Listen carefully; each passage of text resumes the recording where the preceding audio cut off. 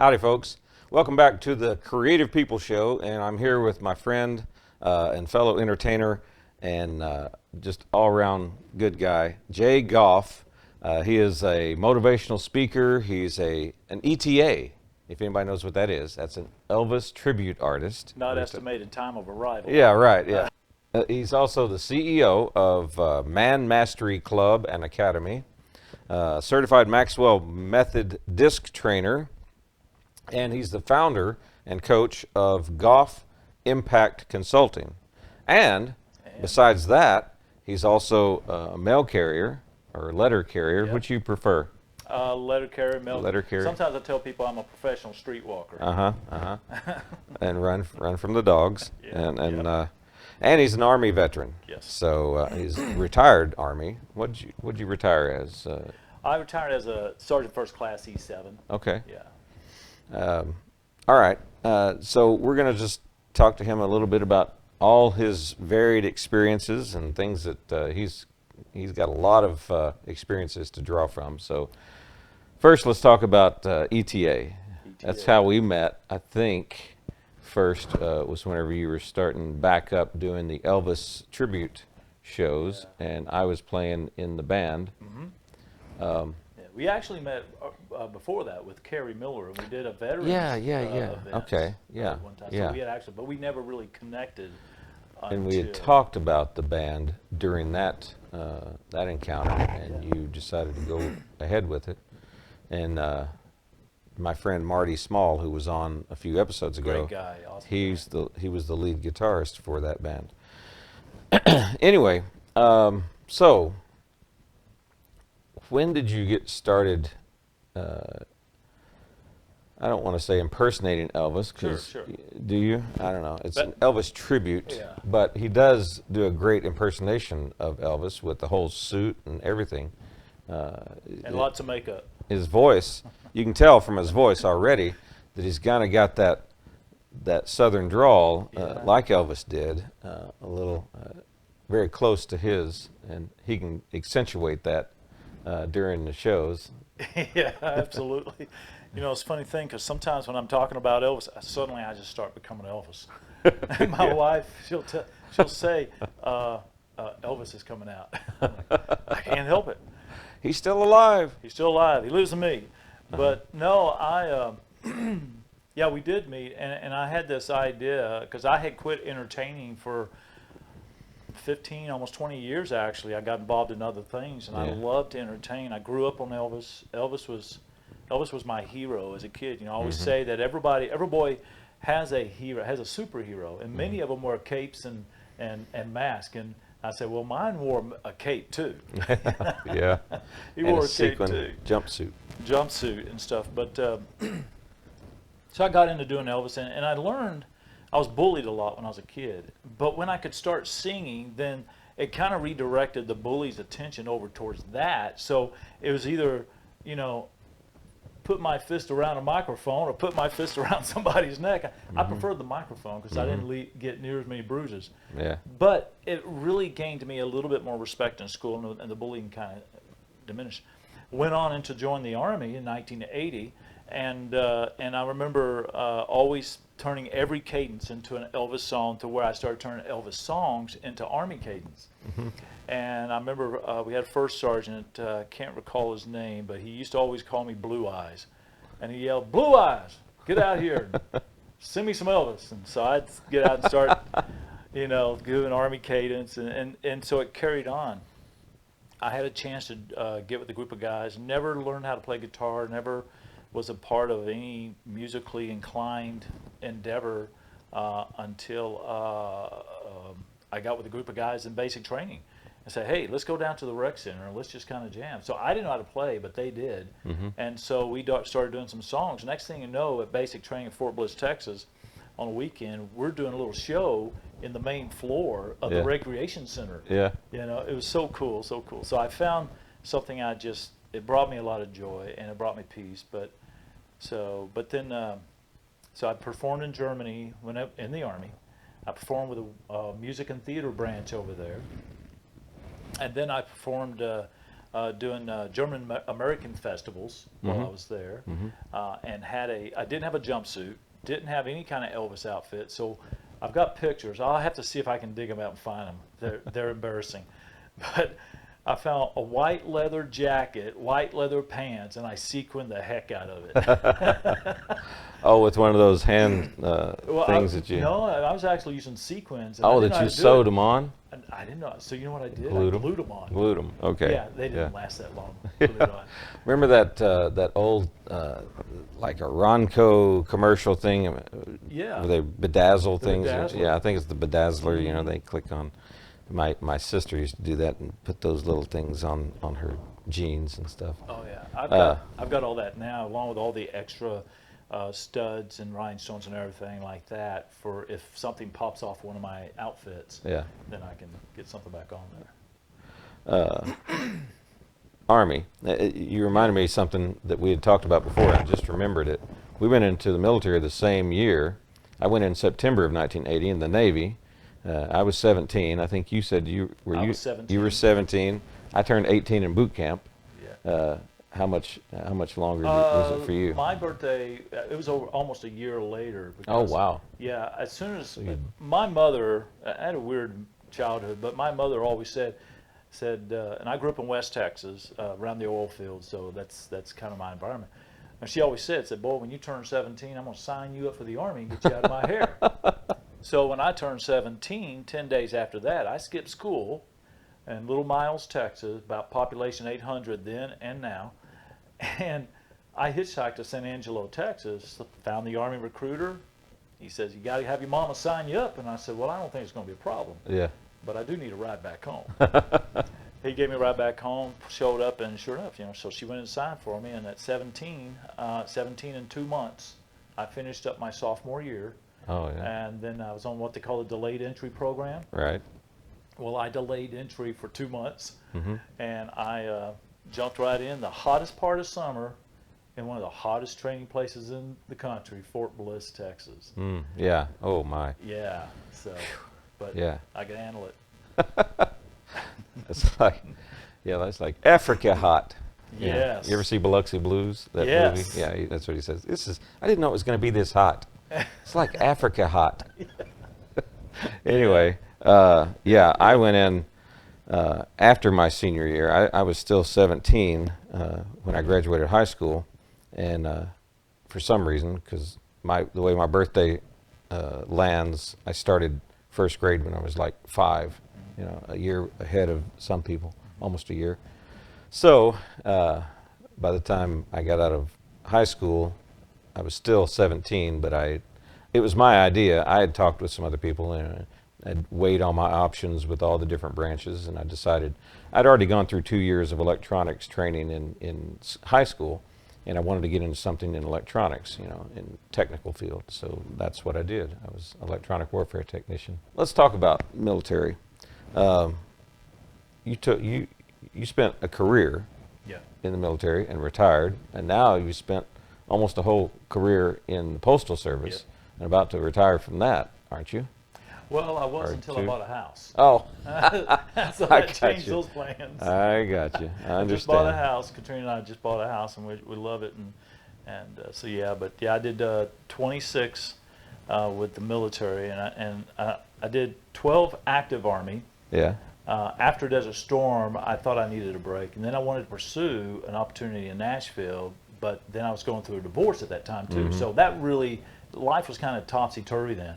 I So I understand. got out, and her family are here in Missouri. So when she moved from Fort Stewart, Georgia, up here, I came on up here to follow the kids. Mm-hmm. Thought we could make that work. It didn't work out for us, Yeah. so we did get a divorce. We're great friends today. Yeah. But then I missed the military. I missed it, but I didn't miss it that much, Yeah. right? So I joined the Army National Guard. Okay.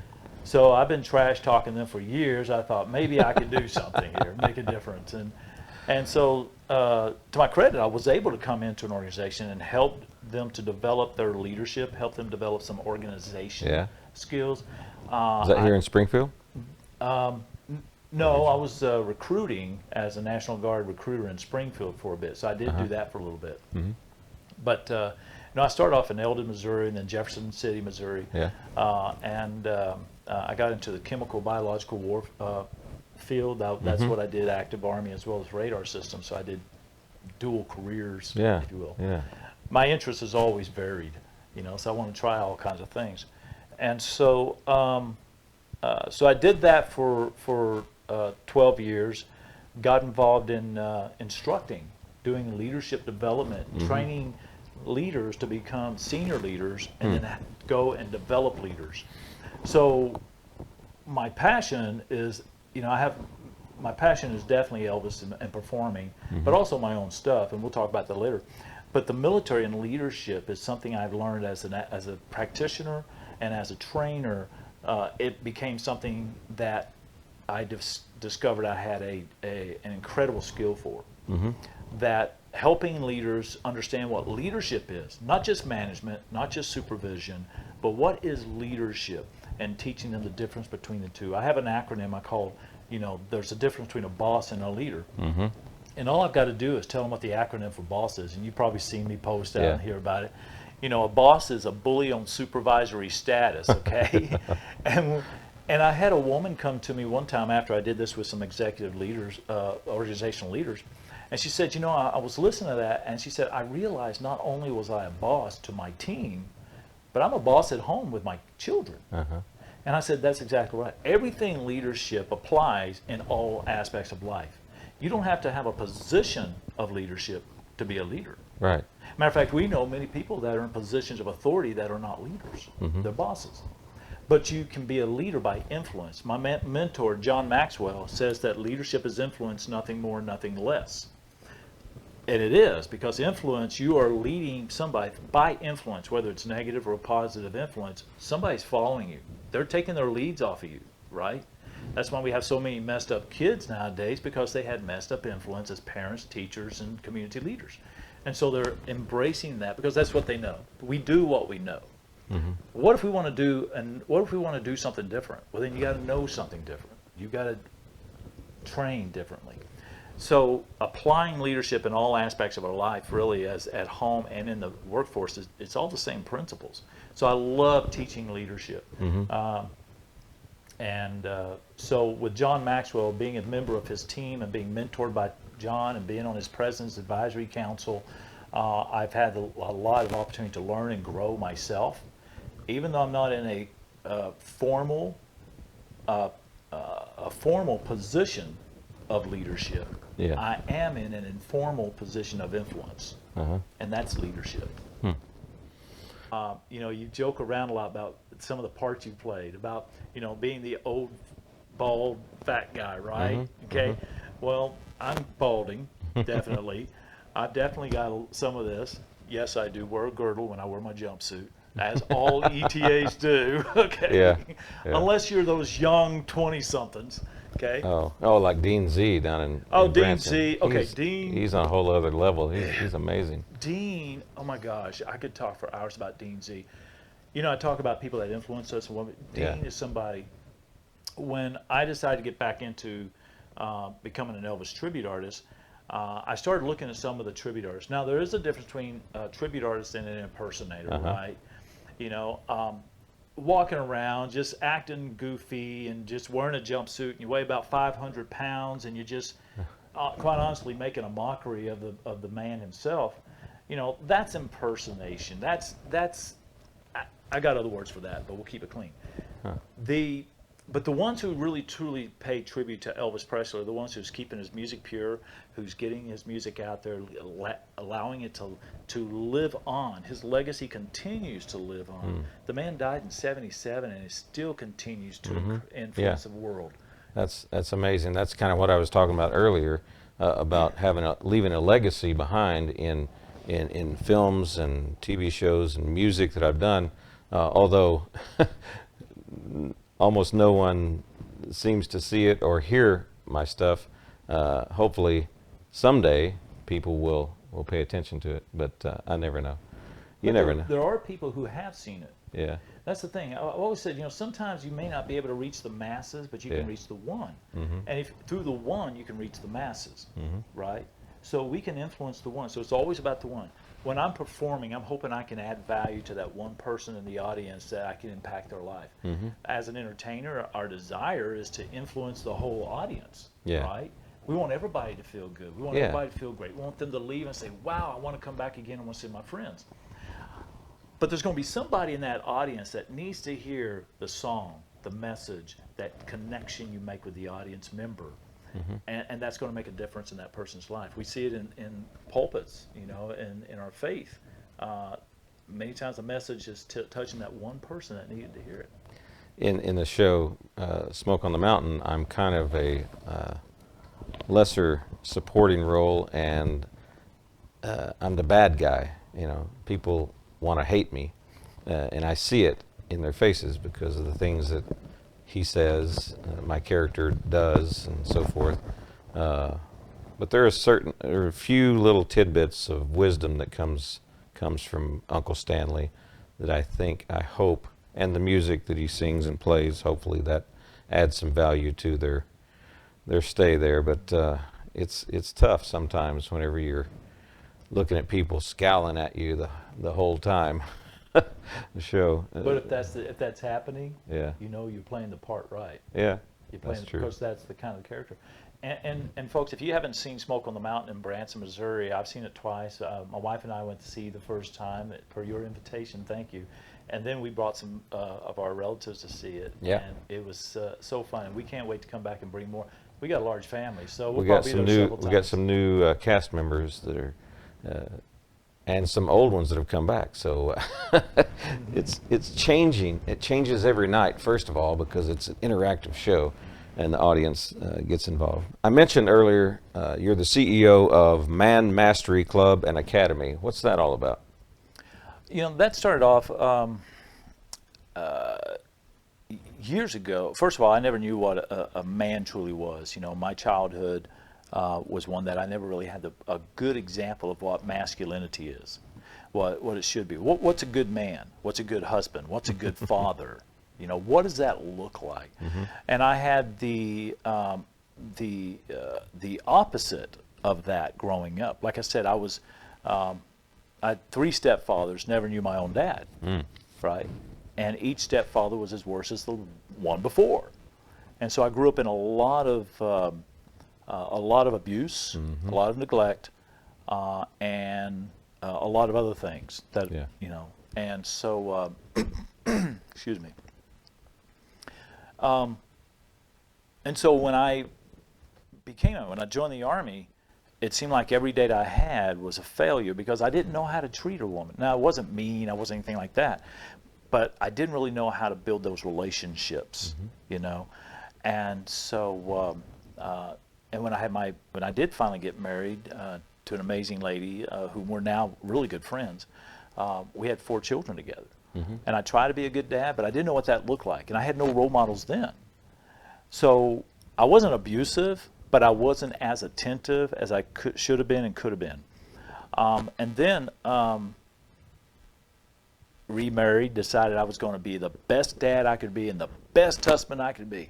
And so once again, I was doing it on my own efforts. And then one day, I was at school with my youngest daughter then, and I noticed they had something in the school that said moms and me. And I noticed, I asked them, I said, do you have anything in here happens to be like dads and me? Oh, no, we don't have that. Dads never get involved. But what if they did? What if they had more resources? So I started looking for resources, only to find that I could find 80% that were geared towards moms and single moms, right, and women. But I couldn't find the resources for men and for dads and for husbands as well. You could go online, you could find some stuff written by some author someplace else, but what about locally? So in 2010, I started a thing called the Daddyhood Project. Yeah, I remember seeing something about that. Yeah, I wanted to help dads because in that I do know this, that sometimes to help ourselves, if we help somebody else, that helps us. We grow by helping others grow. So I wanted to get with a group of men and say, let's be great dads. What's that going to look like? Well, let's get some resources. So I started leading the men's group at one of the churches and started going through some programs. Got invited to see the premiere of the Courageous movie. right? Incredible movie. Courageous, the movie. If you haven't seen it, go see it. You're Yeah. going to love it. And so they had a ceremony at the end of it that the men stepped up, signed a resolution to be the best men and husbands that they could be, with accountability of somebody that helped on that journey. Beautiful ceremony we held. And I tried to make everything just like it was in the movie, too. And it was great. But then recently, through one of my mentors, started to help me try to focus in on some of my